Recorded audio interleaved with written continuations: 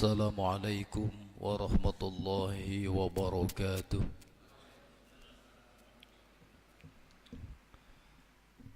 Alhamdulillahilladzi anara quluba ibadihil muttaqin. Wassalatu wassalamu ala khatamil anbiya'i wal mursalin wa ala alihi wa sahbihi wa man tabi'ahum bi ihsanin ila yaumiddin. Amma ba'du. Yang kami hormati Takmir Masjid Asy-Syidik, mudah-mudahan senantiasa dimuliakan Allah Subhanahu wa taala. Yang kami hormati tokoh agama, tokoh masyarakat, ustadz dan ustadzah yang mudah-mudahan senantiasa dimuliakan Allah Subhanahu wa taala. Yang kami hormati Bapak Ibu jamaah salat subuh dan jamaah pengajian rutin Sabtu pagi dalam pembahasan Kitab Bulughul Maram, mudah-mudahan senantiasa dimuliakan Allah Subhanahu wa taala. Pertama, marilah kita panjatkan puji syukur kehadirat Allah Subhanahu wa taala. Alhamdulillah, pada kesempatan pagi hari ini kita bisa berkumpul di masjid ini tanpa ada satu halangan apapun. Tak lupa salawat beriring salam senantiasa kita kirimkan kepada junjungan kita Nabi besar Muhammad sallallahu alaihi wasallam. Mudah-mudahan kita termasuk umatnya yang akan mendapatkan syafaat di yaumul qiyamah nanti. Bapak Ibu yang kami hormati, insyaallah pada pagi hari ini sebagai kajian selingan kita akan membaca hadis-hadis dalam Kitab Bulughul Maram yang membahas tentang permasalahan ibadah kurban. Di antaranya pada Babul Adhahi, pada jilid yang ketiga dalam kitab ini. Dalam kitab yang lain dijelaskan pada jilid yang ketujuh. Dijelaskan di dalam riwayat dari Anas bin Malik radhiyallahu anhu, anna an-nabiyya sallallahu alaihi wasallam kana yudhi bi kabshaini amlahaini. Nabi sallallahu alaihi wasallam menyembelih binatang kurban dengan dua kambing kibas. Yang keduanya berwarna putih. Aqronaini, yang keduanya bertanduk. Wa yusammi wa yukabbir. Kemudian Nabi SAW membaca bismillah dan membaca takbir. Wa yad'u rijlahu ala sifahihima. Dan Nabi SAW meletakkan kakinya pada dahi binatang kurban tadi. Kemudian di dalam riwayat Imam Muslim, wa yaqulu bismillahi wallahu akbar. Ketika Nabi SAW membaca bismillahi wallahu akbar. Kemudian di dalam riwayat dari Aisyah radhiyallahu anha, amara bi kabsin aqrana, di mana Nabi SAW memerintahkan untuk disiapkan kambing kibas yang bertanduk. Bata'u fi sawadin, di mana kambing tersebut ada bulu kakinya berwarna hitam. Mendone ana sungune, terus warnane putih, nang bagian sikil ana ireng-irenge. Wa yanzuru fi sawadin, kemudian di sekitar matanya itu juga ada warna hitam. Fa utiya bihi liyudhiya bihi. Kemudian wa yabruku fi sawadin, bagian perutnya juga berwarna hitam. Dadi nang sikile ana ireng-irenge, nang wetenge ana ireng-irenge, terus nang sekeliling matanya ada warna hitam. Fa utiya bihi liyudhiya bihi, maka kemudian didatangkan kambing tersebut untuk dijadikan binatang kurban. Faqala laha, maka kemudian Rasulullah SAW bersabda kepada Aisyah radhiyallahu anha, "Ya Aisyah, halummi al-midyah, berikan kepadaku pisau." Summa qala, kemudian Nabi SAW mengatakan kepada Aisyah radhiyallahu anha, "Ishhadhiha bihajarin." Asah pisau itu dengan batu.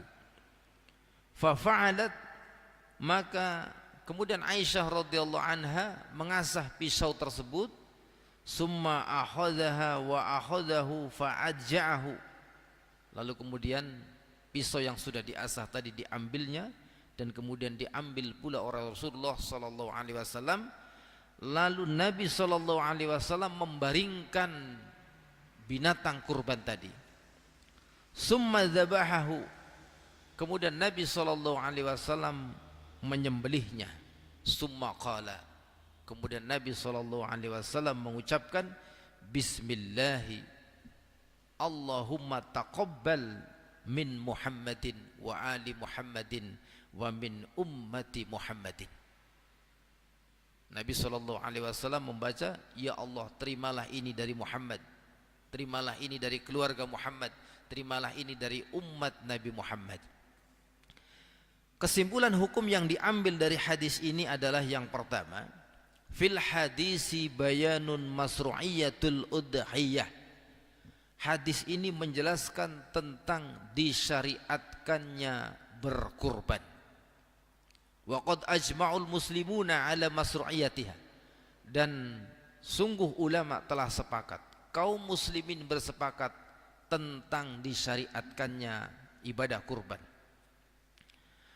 Kemudian dijelaskan istihbabu istihsanul udhiyah, dianjurkan binatang kurban tadi hendaklah yang baik. Antakuna bi ahsanil alwan, yang warnanya itu baik, menarik. Fatakunu min jinsil ghanam, maka yang diambilkan dalam hadis ini adalah Rasulullah SAW berkurban dengan jenis kambing atau kambing domba. Wa min naw'iz dzukuri minha, dan yang lebih utama adalah dari jenis laki-laki, jantan.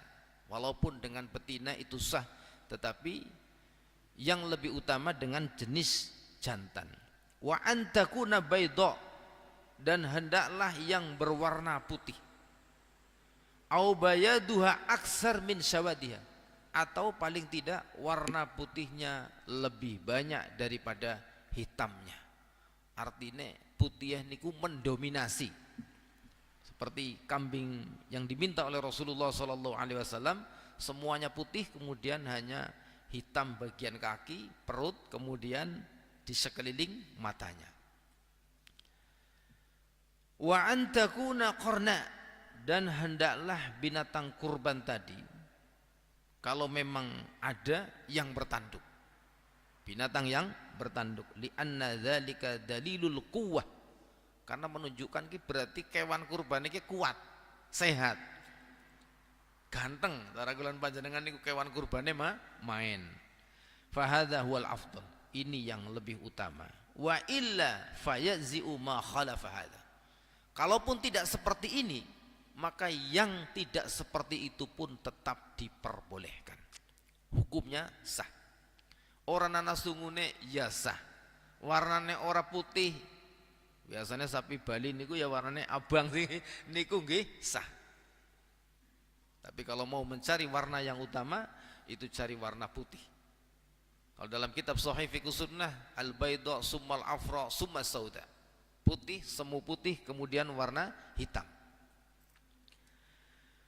Wa minal alwanil mustahabbati mustahsanati fil adahi an takuna qawaimuhu wa batnuhu wa ma haula ainaihi aswad, dan di antara binatang kurban yang dianggap baik dari sisi warna, itu hendaklah hewan kurban yang pada kakinya, pada perutnya, pada sekeliling kedua matanya ada warna hitam.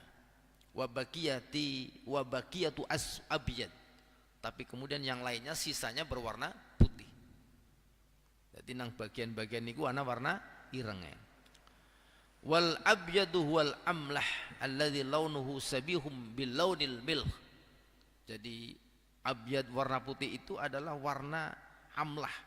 Amlah niku karena dianggap menyerupai garam. Jadi milkhun niku artosipun uyah. Uyah niku warnane putih. Kemudian antakuna dzata qadrin wa samanin ghalin. Hendaklah binatang kurban tadi yang gemuk dan juga mahal. Yang bagus itu yang qadri samanin wa samanin ghalin, yang berkualitas, yang harganya mahal.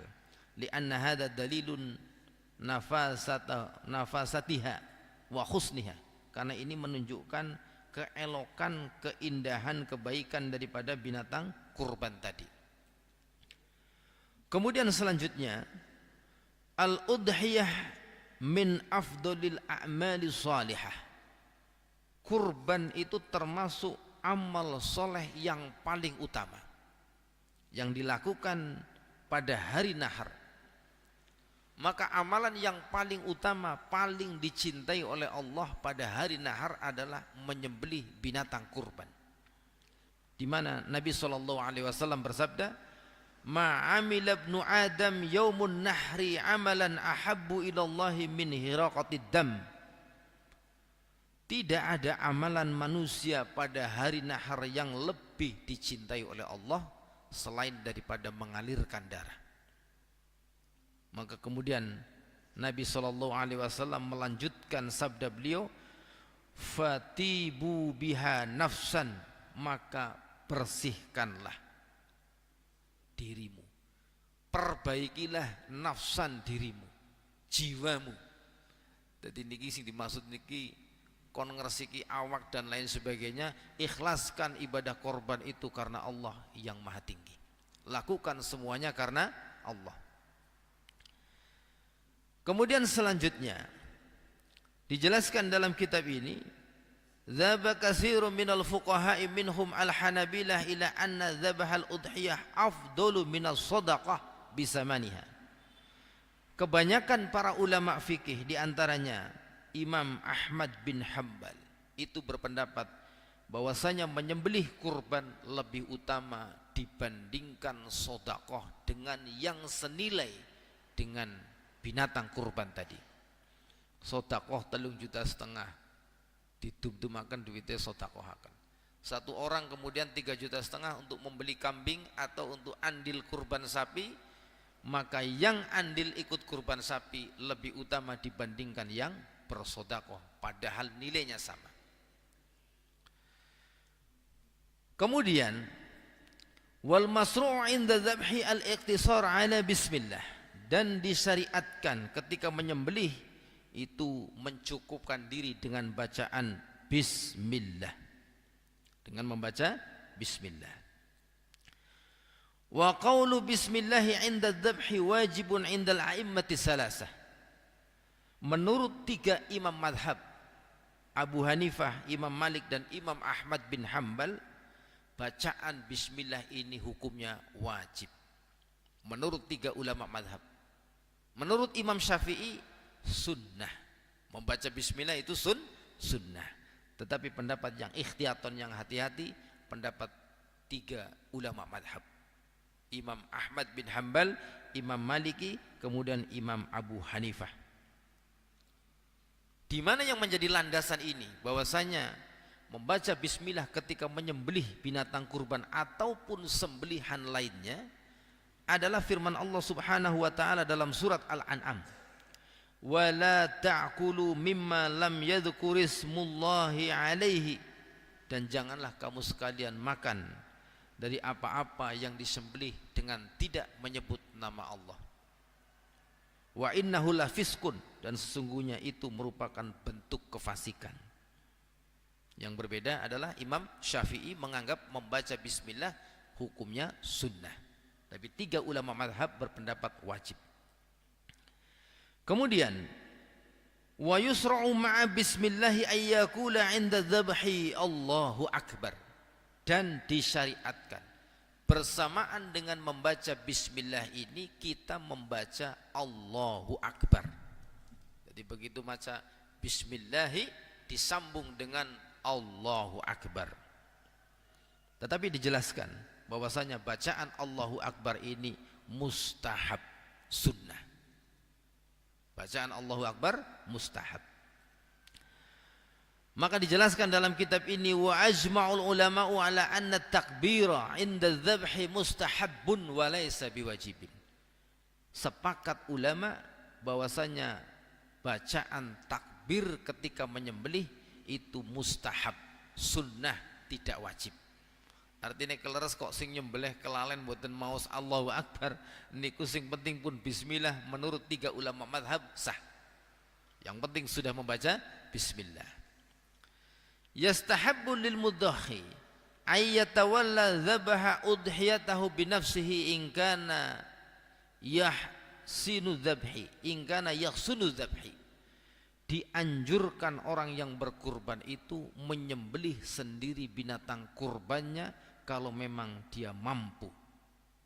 Nek bisa nyembelih dhewek. Nek mboten saged angsal dipun wakilaken. Maka dijelaskan dalam kitab ini wa qad ajma'ul ulama'u ala anna dzabhal mudhahiya awil muhaddi udhiyatahu aw hadyuhu annahu mustahabbun wa laysa biwajibin. Sepakat ulama bahwasanya menyembelih binatang kurban atau binatang hadyu itu hukumnya mustahab, tidak wajib. Wa illam yatawalla dzabihahu fal afdalu ayyahduru 'inda dzabihahi. Dan jika tidak mampu menyembelih sendiri, dianjurkan yang lebih utama orang yang berkurban atau sahibul kurban menghadiri proses penyembelihan. Niku ingkang langkung utama. Tapi kok umpamane mboten saged, mungkin melaku ya angel, umpamane nggih mungkin pun sepuh dan lain sebagainya, mboten tumut menyaksikan mboten napa-napa, tetap korbane sah. Tapi sing lebih utama ikut hadir dalam proses penyembelihan, menyaksikan proses penyembelihan binatang kurban. Di mana Nabi SAW bersabda kepada Fatimah, anak atau putri beliau. Beliau bersabda, "Uhduri adhiyataki." Hadirilah proses penyembelihan binatang kurbanmu. Kata Nabi SAW, "Yufaru laki bi awwali qatrah min damiha." Akan diampuni dosa-dosamu dari mulai tetesan darah pertama. Niki diantara hadis yang jelasakan keutamaan ikut hadir dalam proses penyembelihan ketika tidak mampu menyembelih sendiri. Istihbabu dzabhi bi'alatin haddatin. Dianjurkan menyembelih binatang dengan alat yang tajam, dengan pisau yang tajam. Di mana Nabi SAW dalam hadis tadi menjelaskan ishadhiha bihajarin, asah pisau itu dengan batu. Wali anna fi dzalika rahah lidzabihah bisur'ati zuhuquruha.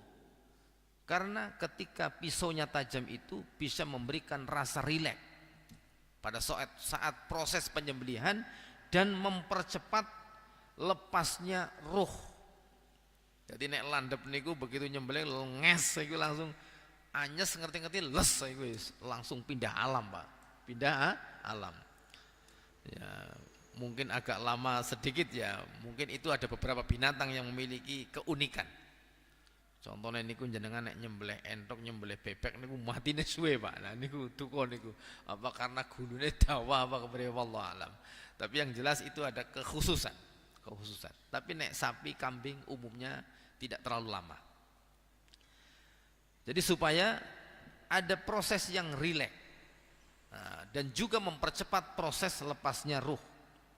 Wa huwa ihsanu dzabhi. Dan ini merupakan cara yang baik ketika proses penyembelihan, di mana Nabi SAW bersabda, "Idza dzabhtum fa ahsinu dzabhah."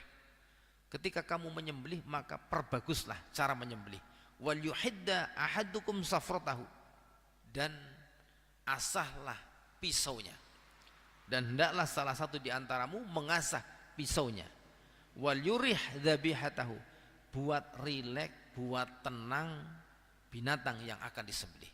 Jadi nek arep disembelih dirubuhaken anteng. Nek bisa niku dilus-lus gisit, Pak. Dilus-lus ngerti-ngerti nges saya gue. Aja malah ketibang nganti urung apa-apa kewane wis stres gisit, Pak. Sebab nang apa wis keweden. Wa yastahabbu ijja'i ma yadhbahu minal baqari wal ghanami wa nahwihi ma'ala janbihil aisar, dan dianjurkan membaringkan binatang yang hendak disembelih, baik itu sapi, kambing, dan yang sejenis dari keduanya, itu dari sisi sebelah kiri. Wa hamala dzabih 'alal alat biquwwah, dan juga posisi orang yang menyembelih ini, hamala dzabih, yang menyembelih, 'alal alati biquwwah, itu memegang alat yang untuk menyembelih dengan kencang. Aja ngerti gue nyekel niku kendong ngerti-ngerti sepak kontal pesone malah kenang wong kata niku. Jadi dengan kencang. Wa isra'il qata, kemudian pada saat proses penyembelihan itu yang cepat. Wes kata niku. Aja kesuwen malah nggo dolanan alon-alon niku ampun. Jadi langsung nges kata niku. Dengan cepat. Wa antakuna muwajjahah ilal qiblah, dan hendaklah menghadap ke kiblat. Kemudian di dalam kitab Syarhul I'na dijelaskan, wa yukrahu tawjihul dzabihah ila ghairil qiblah, makruh hukumnya menghadapkan binatang sembelihan tadi ke arah selain kiblat. Mboten haram tapi hukumnya makruh. Nek sah tetap sah, cuma hukumnya makruh. Wa yukrahu ayyuhiddas sikin wal hayawan yabsuruhu, dan dimakruhkan mengasah pisau sementara binatang yang akan disembelih menyaksikan proses pengasahan pisau. Jadi termasuk pri kehewanan niku ngasah bendo, ngasah peso sing arep nggo nyembelih, aja nang ngarepe kewan sing arep disembelih. Tempat yang tersembunyi. Aja maning alat sing ngasah niku nganggo mesin ngeng sreng niku kok malah nang ngarepe sapine, niku sapine kok bisa mati gasik niku urung disembelih niku. Bahaya sing sapi dalam keadaan sapi lemah jantung niku bisa semaput, Pak. Nah, urung disembelih wis semaput niku. Kasihan. Jadi mengasah pisaunya jangan di hadapan binatang kurbannya, dan ini hukumnya makruh. Atau dijelaskan au yadbahasyati wa ukhra tanzuru ilaihi, atau menyembelih kambing termasuk juga binatang sembelihan yang lainnya, dan yang lainnya melihat kepada binatang yang sedang disembelih. Nyembelih sapi terus sapi sing urung disembelih nang sandinge weruh kancane disembelih, melasi, Pak. Niki hukumnya makruh. Jadi usahakan tempat karantina yang belum disembelih itu jauh dengan tempat penyembelihan. Kalau toh umpamanya, ini yang paling aman adalah jauh. Nek teng Masjid Asyidik Pucang ketinggalan sih mboten bingung nggih. Niku mungkin proses penyembelihan taruhlah umpamanya di sini. Nanti yang belum disembelih di karantina di sana agak jauh. Kalau ternyata tidak ada tempat yang luas, bisa dikasih tabir utawi aling-aling. Tapi niki riskan. Sebab mengapa? Mungkin kewan sing lagi disembelih moni. Cara deweknya tulung-tulung cara dewek kayak gue, cuma kan kewan ya bahasanya beda karo dewek ya. Lah mungkin sing nang sandinge krungu, Pak. Ih, aduh. Disembelih kancane nyong kayak katanya mau tulung-tulung kok. Lah, walaupun ada tabir, tapi ini riskan. Jadi kulan panjenengan nek melas karo kewan niku ya aja malah ngujang-ngujang kayak aja gitu. Jadi tempatnya jauh. Artinya makruh hukumnya menyembelih binatang, kemudian temannya menyaksikan yang sedang disembelih. Hukumnya makruh. Kemudian selanjutnya dijelaskan dalam kitab ini,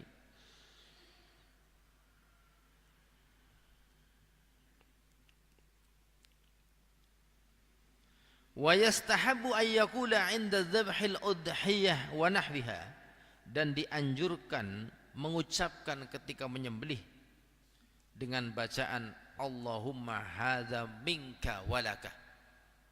Artosipun niku Allahumma hadza minka, ya Allah ini keutamaan darimu, ini rezeki darimu, ini anugerah darimu, walaka, dan ini aku persembahkan untukmu. Allahumma hadza minka walaka. Dan niki kepripun nek ora diwaca mboten napa-napa, tapi niki dianjurkan, digandengkan dengan kalimat bismillahi Allahu akbar, Allahumma hadza minka walaka. Tambah maning Allahumma taqabbal min titik-titik, disebutkan sahibul kurban. Allahumma taqabbal hadza an, Allahumma taqabbal hadza an. Nek umpamane wong pitu sapi setunggal, Allahumma taqabbal hadza an si fulan bin fulan, si fulan bin fulan, si fulana bin fulan, si fulana bin fulan, dan lain sebagainya. Kemudian qauluhu Allahumma taqabbal an Muhammadin wa ali Muhammadin wa min ummati Muhammadin. Kalimat yang dibaca oleh Nabi SAW ketika hendak menyembelih binatang kurban, beliau mengucapkan Allahumma taqabbal, ya Allah terimalah ini, an Muhammadin, dari Nabi Muhammad, kemudian wa min ali Muhammadin, dari keluarganya Nabi Muhammad, wa min ummati Muhammadin, dan dari umat Nabi Muhammad. Dijelaskan oleh Syekh Muhammad bin Ibrahim Al-Usaih, hadza huwal mu'tamad fit tadkhiyati 'anil amwat. Ini menjadi sandaran, menjadi dalil tentang kurban untuk orang yang meninggal dunia. Jadi kalimat niki di dalam hadis yang menjelaskan ketika Nabi menyembelih binatang kurbannya membaca Allahumma hadza, Allahumma taqabbal an Muhammadin wa an ali Muhammadin wa an ummati Muhammadin, utawi wa min ummati Muhammadin. Niki dadi sandaran bolehnya berkorban atas nama orang yang telah meninggal dunia. Walaupun nanti ulama berbeda pendapat. Ulama berbeda pendapat, ada 3 pendapat di kalangan para ulama tentang hukum berkurban atas nama orang yang telah meninggal dunia. Pendapat pertama, tasihhu wa huwa madhhab al-Hanafiyah wal Hanabilah wa yasidu sababuha. Pendapat pertama, berkurban atas nama orang yang meninggal dunia hukumnya sah. Ini pendapat Imam Hanafi, Imam Ahmad bin Hanbal, dan ulama ini berpendapat wa yasidu sababuha, sampai pahalanya kepada si mati. Pendapat kedua, la tasihu illa idza awsa bihal mayyit wa huwa madhab asy-Syafi'iyah. Tidak sah kecuali ketika si mayit pernah berwasiat. Dan ini merupakan pendapat madhab Syafi'i dan pengikut madhab Syafi'i. Jadi ternyata Imam Syafi'i ini hati-hati, Pak. Madhab Syafi'i sangat berhati-hati. Nek ora berwasiat boten sah, tapi kalau berwasiat baru dianggap sah. Pendapat kedua. Pendapat ketiga yaitu pendapat Imam Malik atau madhab Malikiyah. Tukrahu, dimakruhkan menyembelih binatang kurban atas nama si mayit. Jadi hukumnya makruh. Jadi onten telung pendapat nang kalangan para ulama ketika ada orang yang berkurban atas nama si mayit. Pendapat pertama sah dan pahalanya sampai kepada si mayit. Ini pendapat Imam Hanafi dan Imam Hambali. atau Ahmad bin Hambal.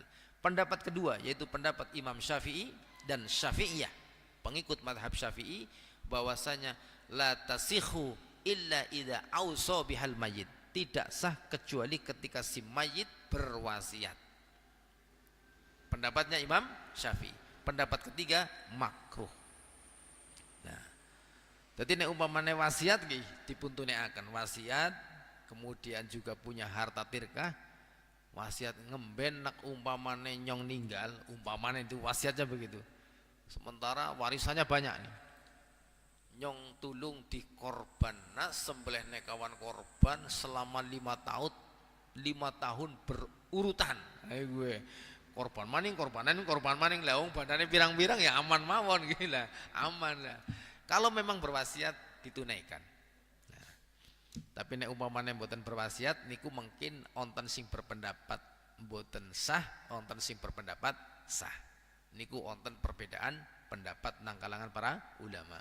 Kadang kulan panjenengan yang mikir korban dayak mantan mumet kok kayak gue kan, korban dayak mumet barang langka umpamane nggih ya.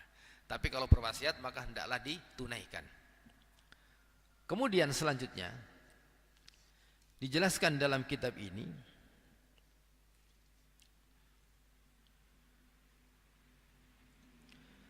Syekh Hamid bin Nasir bin Ma'mar itu menjelaskan, ihtalaful ulama'u halil udhiyah anil mayyit afdalu am sadaqah bisamaniha. Ulama berbeda pendapat, apakah kurban atas nama si mayit itu lebih utama atau justru lebih utama bersodakoh dengan yang senilai di atas namakan si mayit. Dan ini memang dijelaskan ulama berbeda pendapat. Maka pendapat Abu Hanifah, pengikut madhab Hanafi, wa kasiru minal fuqaha, dan ini juga diambil oleh kebanyakan para ulama fikih, ila anna dhabihaha afdalu minas sadaqah bisamaniha. Berkurban atas nama si mayit lebih utama daripada sodakoh dengan yang senilai. Wa hadza ikhtiyaru Syekhul Islam Ibnu Taimiyah. Ini juga pendapat diambil oleh Syekhul Islam Ibnu Taimiyah. Wa dhahaba ba'dhum, sebagian mereka dari ulama fikih berpendapat illa anna sadaqah bisamaniha afdalu, sedekah atas nama si mayit dengan yang senilai itu lebih utama. Mamane sedekah 3,5 juta, andil korban juga 3,5 juta. Kemudian 3,5 juta ini disedekahkan atas nama orang tua kita yang sudah meninggal dunia. Maka menurut sebagian ulama ini lebih utama. Wa hadzal qaulu aqwa fin nadhari. Penulis kitab ini Abdullah bin Abdurrahman Al-Bassam menjelaskan pendapat ini lebih kuat. Bersedekah atas nama si mayit dengan yang senilai. Li'anna tadhiyah anil mayit lam yakun ma'rufan, karena berkorban atas nama si mayit bukan perkara yang ma'ruf, bukan perkara yang zaman Nabi mungkin tidak ada yang melakukan, juga para sahabat. Wal amru fi dzalika wasi'un insyaallah. Tetapi perlu kita fahami, perkara dalam hal ini adalah perkara yang leluasa. Perkara yang leluasa. Insyaallah. Artinya kok ana sing korban atas nama si mayit bisa jadi orang tuanya berwasiat. Tapi orang wasiat, orang wasiat. Kalau toh tidak berwasiat, mungkin dia ambil pendapat pertama, yaitu pendapat Imam Hanafi dan Imam Ahmad bin Hambal yang menjelaskan sah dan pahalanya sampai. Kemudian fihi annahu yastahabbu du'a biqabulil udhiyah. Dalam hadis ini dijelaskan dianjurkan berdoa supaya kurban tersebut diterima. Di mana dibaca Allahumma taqabbal hadza an. Duh Gusti Allah, mugi-mugi niki dipun tampi korban saking sinten kados niku. Kemudian selanjutnya, sampun suruk nopo dereng. Nah, dereng ya. Di dalam hadis riwayat yang lain, ini langsung kita masuk pada hadis yang terakhir ini, soal waktunya sepertinya sudah masih lama. Oh, masih lama. Kemudian di dalam hadis riwayat dari Abi Hurairah radhiyallahu anhu, ia berkata, bersabda Nabi sallallahu alaihi wasallam, "Man kana lahu sa'atun wa lam yudakhi." Siapa yang memiliki kelonggaran dan ia tidak berkurban, fala yaqrabanna musallana, maka jangan dekati tempat salat kami. Kesimpulan hukum yang diambil dari hadis ini, al hadisu yadullu ala wujubil udhiyah ma'al qudrah wassa'ah. Hadis ini menunjukkan wajibnya berkurban bagi orang yang memiliki kemampuan dan kelonggaran. Kemudian pensyarah kitab ini, yaitu Abdullah bin Abdurrahman Al-Bassam, menjelaskan waliddu'fi adillatil wujub, karena lemahnya pendalilan yang menjelaskan wajibnya kurban ini, dhahabal jumhur minas sahabah wat tabi'in ila anna sunnatun muakkadatun. Maka mayoritas dari kalangan para sahabat, para tabi'in berpendapat bahwa kurban itu sunnah muakkadah. Kenapa sunnah muakkadah? Dalil yang menjelaskan tentang wajibnya kurban bagi orang yang memiliki kemampuan dan kelonggaran lemah, tidak kuat. Di antaranya dijelaskan dalam kitab ini, qala Ibnu Hazm. Ibnu Hazm menjelaskan, la yasihhu an ahadim minas sahabah annaha wajibatun. Tidak sahih dari seorang pun dari kalangan para sahabat yang menjelaskan bahwa kurban itu wajib. Jadi wajib niku 4 kondisi dalam madhab Syafi'i, yaitu ketika orang pertama sudah bernadar, yang kedua ketika sudah mentakyin, yang ketiga sudah ja'al, menjadikan binatang sebagai binatang kurban, yang keempat adalah ketika adanya wasiat. Jadi pendapat yang menjelaskan wajib bagi orang yang mampu dan memiliki kelonggaran tidak sahih dari seorang pun dari sahabat. Ning walaupun katos makatan bulan panjenengan ya tetap kok anak kemampuan, anak kelonggaran korban. Aja malah la wajib ora, ayo gue jangan ya. Wajib ora. Tapi walaupun sunnah muakkadah itu adalah amalan yang paling dicintai oleh Allah di hari Nahr. Kemudian yang menjadi hujjah selanjutnya, di mana Nabi SAW dalam riwayat Ibnu Abbas bersabda, salasun hiya alayya faraid walakum tatawu. Ada 3 perkara yang itu wajib bagiku dan sunnah bagimu, kata Nabi. Jadi anak telung perkawis sing niku wajib bagi sinten? Kanjeng Nabi. Tapi bagi umatnya sunnah. An-nahru wal witri warraqatul fajri. Apa itu? Pertama berkurban, yang kedua salat witir, yang ketiga 2 rakaat sebelum subuh. Wajib bagi Nabi, sunnah bagi umatnya.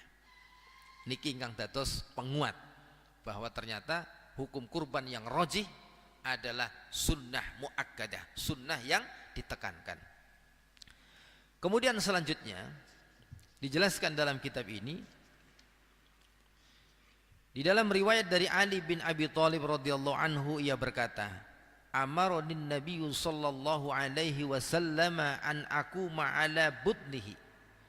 Aku diperintahkan oleh Nabi sallallahu alaihi wasallam untuk mengurusi binatang kurbannya.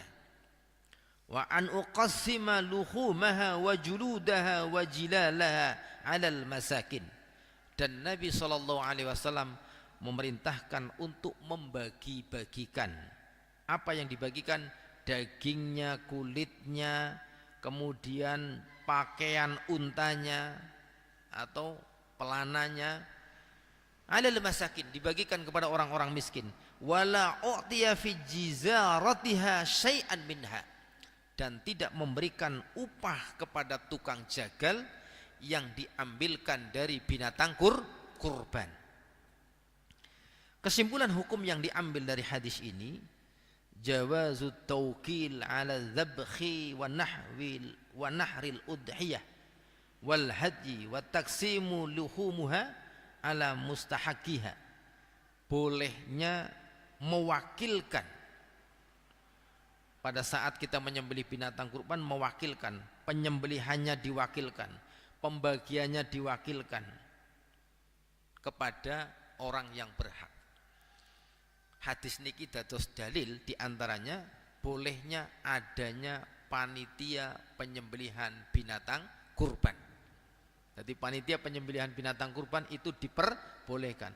Walaupun kalau umpamanya bisa mengurus sendiri, bisa menyembelih sendiri, itu lebih utama. Tapi repot, Pak.